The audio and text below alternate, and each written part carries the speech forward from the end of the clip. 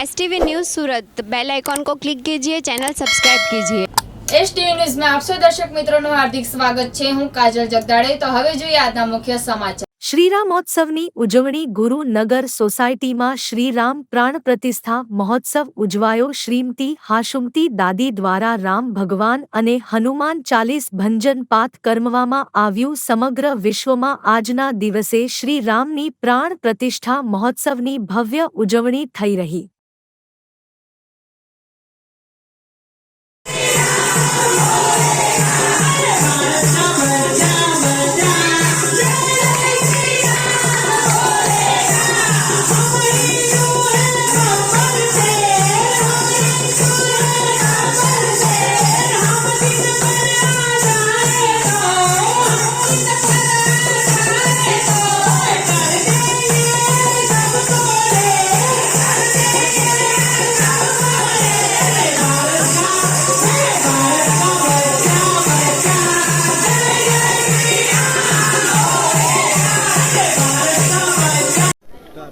भक्ति में जितनी शक्ति है ऐसी कई वस्तु में शक्ति। भक्ति कर्म, सत्य कर्म, सत्य भक्ति, सत्यवान, इमा जितनी शक्ति है એટલી કઈ કરો તો નિસ્વાર્થ ભાવમાં કોઈ બી કામ કરો।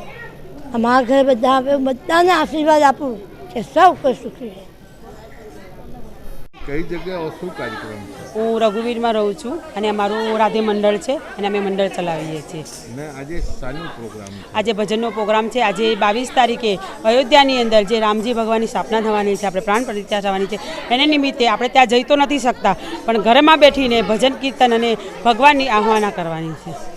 ને આજે એટલા વર્ષો તપસ્યા કર્યા પછી હમણે એ મોકો મળ્યા છે, તમે તમારી રીતે કઈ રીતે લોકોને એક સંદેશ આપશો?